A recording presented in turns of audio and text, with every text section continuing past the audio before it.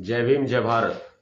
भारतीय मूल की अंतरिक्ष यात्री सुनीता विलियम्स को अंतरिक्ष में फंसे हुए 3 महीने होने वाले हैं, लेकिन नासा ने पूरे तरह से इस मिशन को फेल कर दिया है। बल्कि मैं ये कहूँगा कि NASA president Bill Nelson, NASA vice president Pam Melroy, NASA associates administrator James Free और USA American president Joe Biden, Russia president Vladimir Putin, Indian prime minister mister Narendra Modi, इन सभी ने मिलकर सुनीता विलियम्स को बलि का बकरा बना दिया है। सुनीता विलियम्स राजनीति का शिकार हो चुकी है। सुनीता विलियम्स को बचाया जाना बहुत ही मुश्किल है। बहुत से लोग ये सोच रहे होंगे कि नवाब सतपाल तंवर जो ये बात कह रहे हैं, इसमें प्राइम मिनिस्टर नरेंद्र मोदी जी का क्या कसूर है।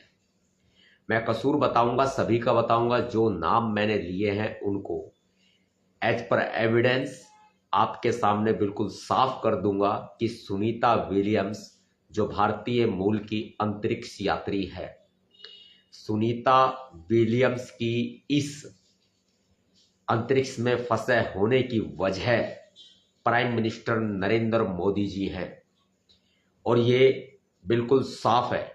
कह देना चाहता हूं, बताना चाहता हूं, याद कीजिए 5 जून 2024 को जब बोइंग कंपनी का स्टारलाइनर स्पेसक्राफ्ट कैप्सूल अंतरिक्ष के लिए उड़ान भरता है और 6 जून को वो सफलतापूर्वक वहां लैंड भी कर जाता है, लेकिन उसके बाद जो ये मिशन 8 दिन से 10 दिन का होता है, उसको आज 3 महीने को होने वाले हैं। जबकि इस स्पेसक्राफ्ट कैप्सूल स्टारलाइनर की जो एज है, जो उसकी क्षमता है इंटरनेशनल स्पेस सेंटर में रुकने की या स्पेस में रुकने की, वो मात्र 72 डेज की है, मात्र 72 दिन की है। ऐसे में आप खुद अंदाजा लगा लीजिए कि सुनीता विलियम्स और उनके साथी को बचा पाना कहां तक ये कहा जा सकता है कि उनको बचाया जा सकता है। याद कीजिए 1 फरवरी 2023 को वह तारीख थी जिसे कोई भारतीय नहीं भुला सकता। यह वही दुखदायक दिन था जब भारत ने कल्पना चावला को धरती पर पहुंचने से पहले ही खो दिया था, जो नासा में काम कर रही थी, जो इंटरनेशनल स्पेस स्टेशन में 15 दिन के बाद वापस लौट रही थी। और बड़े दुख के साथ मुझे ये कहना पड़ रहा है कि इतिहास के वो घाव ताजा हो रहे हैं। इतिहास के वो घाव ताजा हो रहे हैं। भारतीय मूल की सुनीता विलियम्स एस्ट्रोनॉट जो कि 5 जून 6 जून 2024 से इंटरनेशनल स्पेस सेंटर में फंसी हुई हैं, शायद अब उनका वापस आना बहुत ही मुश्किल हो रहा है। 14 जून 2024 को उनको वापस आ जाना चाहिए था, लेकिन शायद इतिहास खुद को दोहरा रहा है या यह इतिहास उन घावों को ताजा कर रहा है जो कल्पना चावला के समय में ये भारत फूट फूट कर रोया था, बच्चा बच्चा रोया था, देश की महिलाएं, देश के बुजुर्ग, युवा साथी, युवा लोग रोए थे। यह सातिर अमेरिका इस दुखद इंसिडेंट को रिवाइंड कर रहा है, रिप्ले कर रहा है। यह सारा खेल सातिर अमेरिका के द्वारा रचा गया है। एक बार फिर वही इंटरनेशनल स्पेस सेंटर है और वही बोइंग कंपनी है जिन्होंने कोलंबिया स्पेस शटल को बनाया था, जिसमें कल्पना चावला दुर्घटनाग्रस्त हो गई थी। और ये वही स्पेसक्राफ्ट बनाने वाली कंपनी बोइंग कंपनी जिसने अब स्टारलाइनर बोइंग कंपनी ने Starliner space shuttle spacecraft space capsule को बनाया है। मोदी जी की भूमिका क्या है इस पूरे मामले में ध्यान से सुन लीजिए। Indian prime minister mister Narendra Modi 8-9 जुलाई को रूस गए थे और यह उनकी बैठक अचानक से हुई थी। याद कीजिए 8-9 जुलाई को prime minister mister Narendra Modi ji Russia गए थे। उससे पहले जून से पहले ही यह दौरा, प्राइम मिनिस्टर नरेंद्र मोदी जी का यह दौरा तय हो चुका था कि उनको रसिया जाना है, लेकिन इमीडिएटली जाना है। अक्सर रशिया और इंडिया की मीटिंग साल के आखिरी महीनों में होती है, वर्ष के आखिर में होती है, वर्ष के अंत में होती है, लेकिन 8-9 जुलाई को यह बैठक जो की गई उस वक्त में Indian prime minister mister Narendra Modi ji जो Russian prime minister Vladimir Putin के साथ में मिले थे, यह फैसला उस वक्त हो गया था जाने का जब जून का महीना आया नहीं था। लेकिन एक बात मैं आपको बता दूं, इसमें सिरा क्या कनेक्शन क्या जुड़ता है। अमेरिकन प्रेसिडेंट जो बाइडेन की मेजबानी में इसी दिन 8-9 जुलाई को अमेरिका में नीटो सम्मेलन था, जिसकी मेजबानी यूएसए अमेरिका कर रहा था, जो बाइडेन प्रेसिडेंट कर रहे थे। नॉर्थ अटलांटिक ट्रीटी ऑर्गेनाइजेशन, यह है नीटो। यह सेकेंड वर्ल्ड वॉर के बाद 1949 में बनाई गई थी, जिसे बनाने में यूएसए, अमेरिका, कनाडा और पश्चिमी देशों के लगभग 5 देश शामिल रहे थे। अब ये देखिए आप, रूस और यूक्रेन का युद्ध पिछले 2.5 साल से चल रहा है। यहां पर जिस दिन नीटो सम्मेलन में अमेरिका को मेजबानी करनी थी, उसी दिन प्राइम मिनिस्टर नरेंद्र मोदी जी अपनी चालाकी का परिचय देते हुए 8-9 जुलाई को पहुंच जाते हैं रशिया में मुलाकात करने। उसके बाद वो यूक्रेन जाते हैं। यह मोदी जी की चालाकी सुनीता विलियम्स पर भारी पड़ रही है और बहुत ही भारी पड़ रही है। अब यूक्रेन रशिया का युद्ध चल रहा है। नतीजन हुआ क्या? हुआ ये कि जो ये इंटरनेशनल स्पेस सेंटर है, यह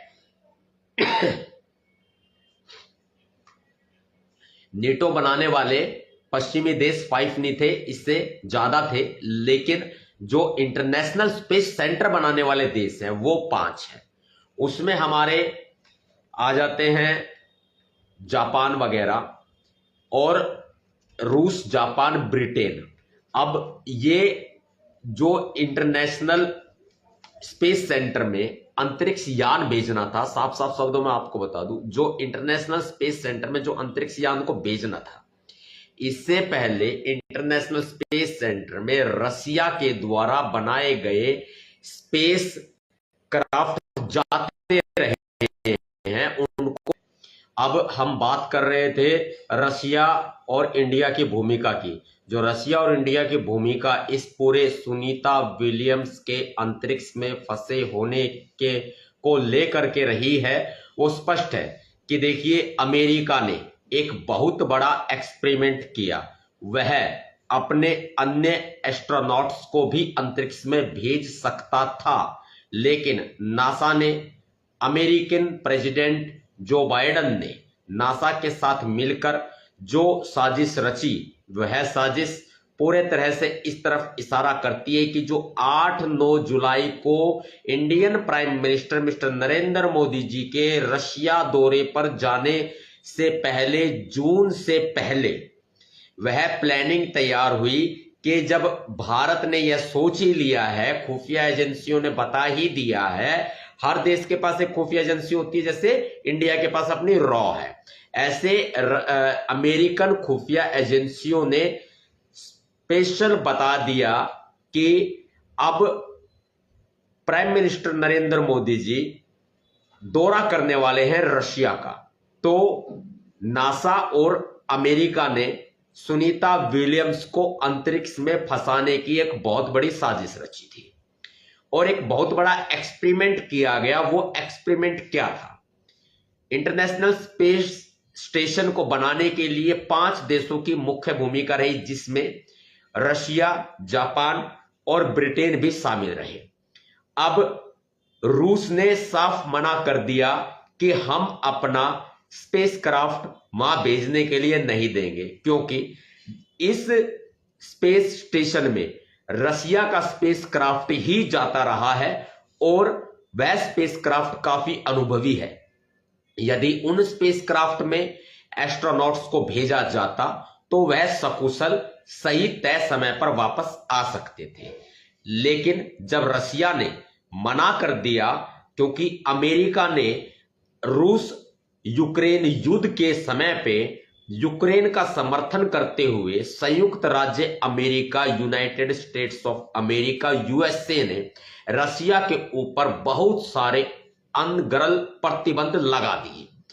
यह देखते हुए, जब रसिया तो प्रतिबंध मानने वाला है नहीं भाई, वो भी सोवियत संघ है, बहुत सीधी सी बात है, लेकिन फिर भी जो वर्ल्ड की रिस्पॉन्सिबिलिटी अमेरिका को दी गई है, अमेरिका अपने स्वार्थ के कारण इसको प्रस्तुत करता रहा है।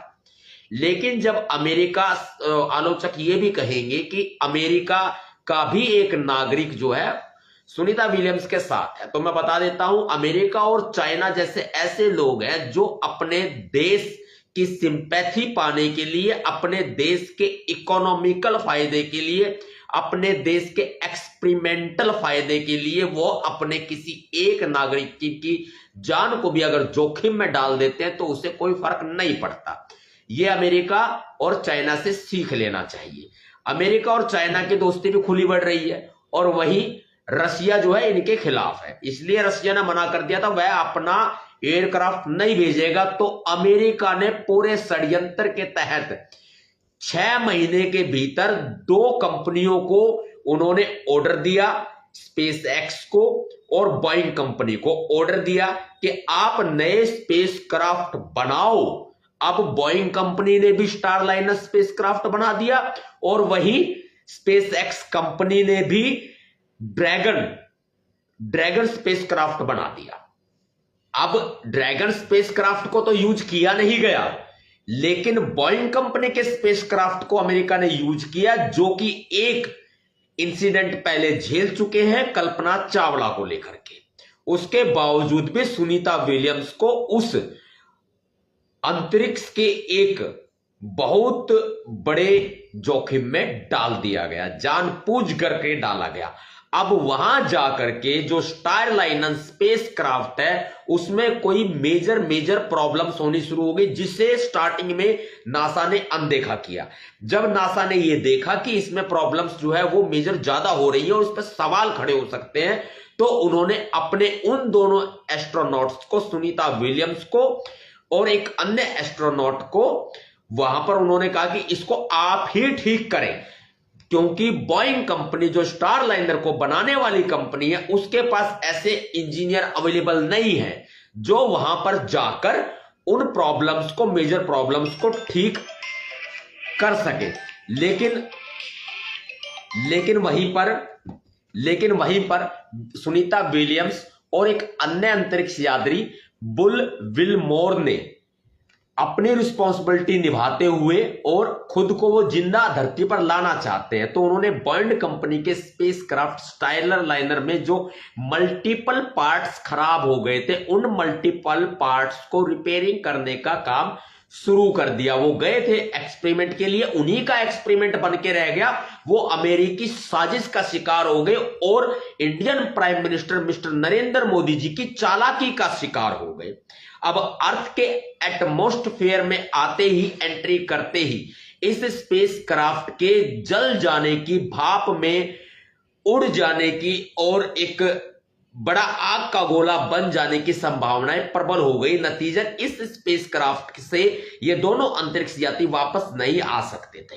अब इतने ही मल्टीपल पार्ट्स खराब नहीं हुए, प्रेस कंट्रोल और पंप असेंबली मोटर में भी खराबी आ गई और जो सबसे मेन पार्ट होता है वो होता है थ्रस्टर। इस पूरे एयरक्राफ्ट में 5 थ्रस्टर्स लगे हुए हैं। 5 थ्रस्टर्स जो है वो कूलिंग बढ़ाने का भी काम करते हैं, स्पेसक्राफ्ट को यहां से ले जाने का भी कार्य करते हैं और उन थ्रस्टर्स में ओवरहीट होने की संभावना कहीं अधिक बढ़ गई और वहां पर हीलियम गैस खत्म होने की, लगातार खत्म होती जा रही है। हीलियम गैस उस स्पेसक्राफ्ट में ठंडक को बढ़ाने का कार्य करता है, जो कि ओवरहीट से स्पेसक्राफ्ट को बचाता है। अब हीलियम गैस में एक प्रॉब्लम, मेजर प्रॉब्लम यह भी है कि हीलियम गैस जो है वो बहुत जल्दी आग पकड़ जाती है, तो इसका भी एक खतरा, बहुत बड़ा खतरा है।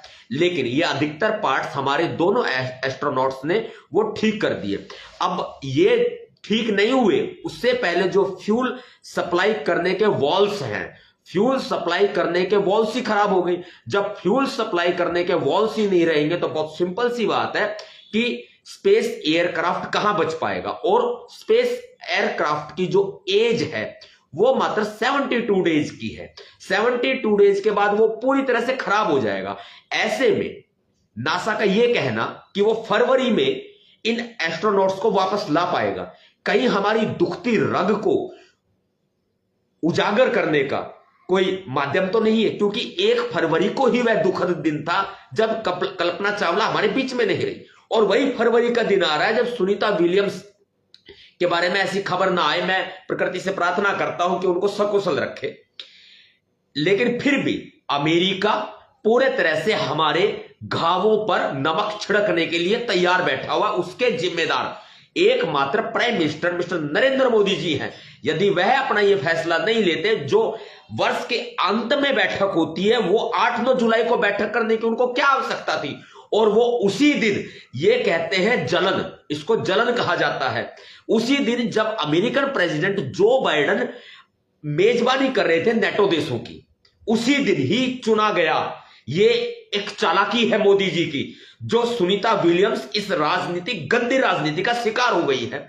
फिर रसिया जो है वो अपना स्पेसक्राफ्ट भेजने से मना करता है। मात्र 6 महीने के भीतर 2 स्पेसक्राफ्ट तैयार किए जाते हैं, जिसमें से बोइंग कंपनी का भेजा जाता है स्टारलाइनर, और जो कंपनी होती है एलन मस्क की कंपनी स्पेस एक्स जो बनाती है स्पेसक्राफ्ट, वह बिल्कुल सुरक्षित रखा हुआ है ड्रैगन स्पेसक्राफ्ट। अमेरिका यदि चाहे, नासा यदि चाहे, अमेरिकन गवर्नमेंट यदि चाहे तो सुनीता विलियम्स को अभी कुछ घंटों में बचा सकते हैं, लेकिन वह बचाना ही नहीं चाहते।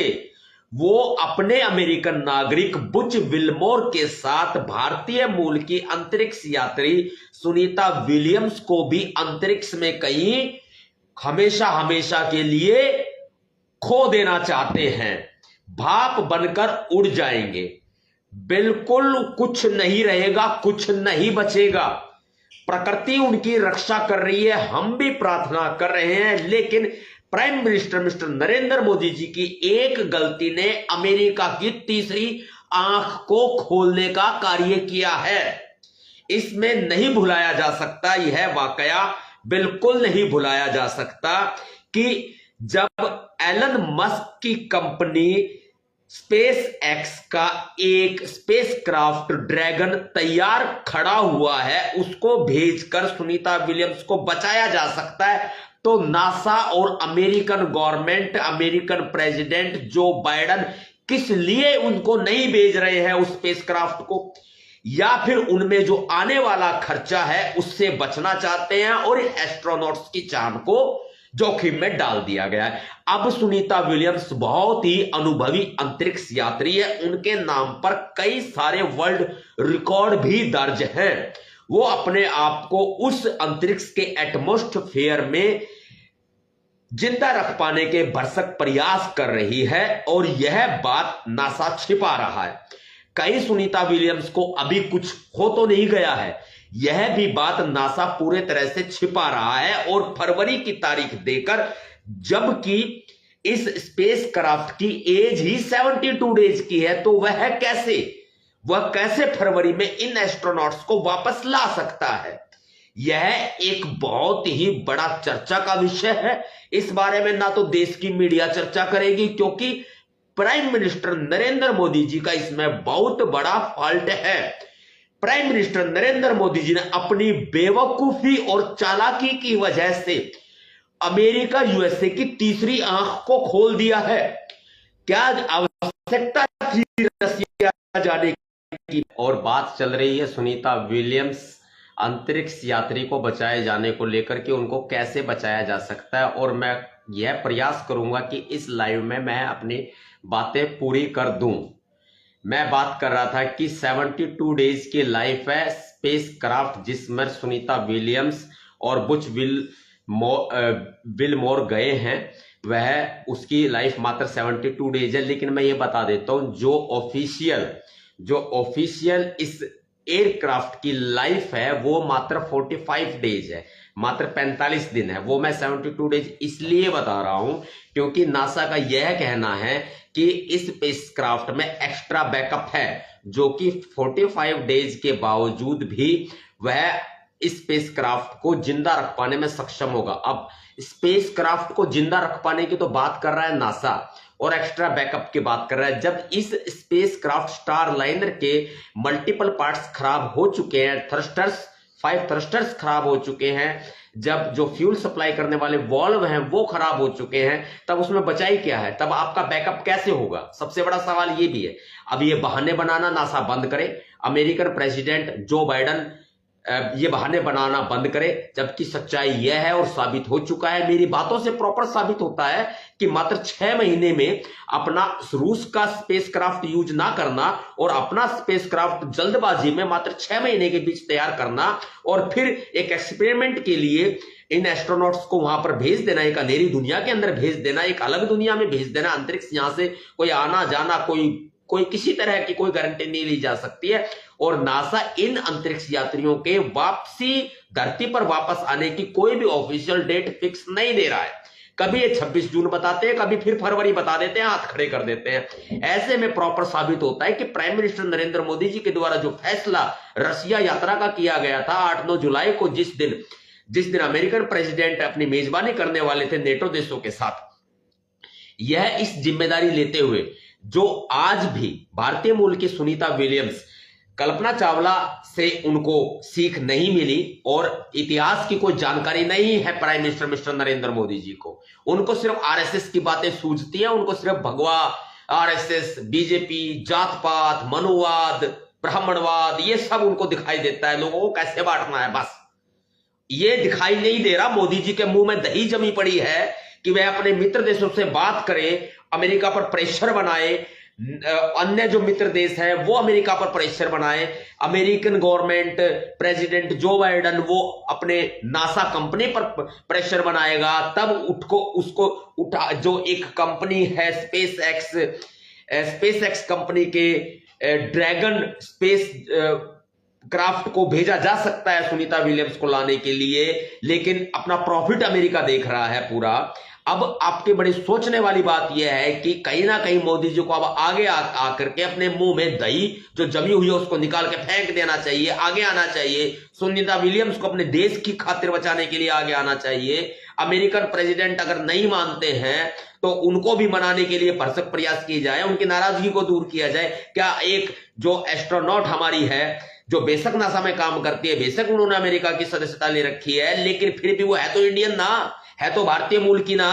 आप कैसे, अब उनके जाने के बाद तो आप बहुत बड़े बड़े शोर शराबे करोगे, मालाएं डालोगे, आप बहुत बड़ी बड़ी बातें करोगे, कल्पना चावला की जैसे बरसी बनाई जाती है ऐसे तुम बरसी बनाओगे, याद करोगे, उनके नाम के ऊपर अंतरिक्ष स्पेस शटल्स के नाम रख दोगे। अन्य इसरो कहां है भाई, इसरो कहां है? इन लोगों को सामने आना चाहिए कि नहीं आना चाहिए? चंद्रयान पर बड़ी कामयाबी हासिल करने वाला इसरो भी चुपचाप बैठा है, अपने घर में छिपा बैठा है भाई। क्यों? यह जो स्पेस क्राफ्ट है स्टारलाइनर, यह बोइंग नामक कंपनी ने बनाया है। बोइंग का CST 100 स्टारलाइनर क्रूज शिप 20 मई 2022 को हार्मोनी मॉड्यूल के फॉरवर्ड पोर्ट पर स्वचालित रूप में डॉकिंग करने से पहले कंपनी के ऑर्बिट फ्लाइट टेस्ट 2 मिशन पर अंतरराष्ट्रीय अंतरिक्ष स्टेशन के पास पहुंचा था।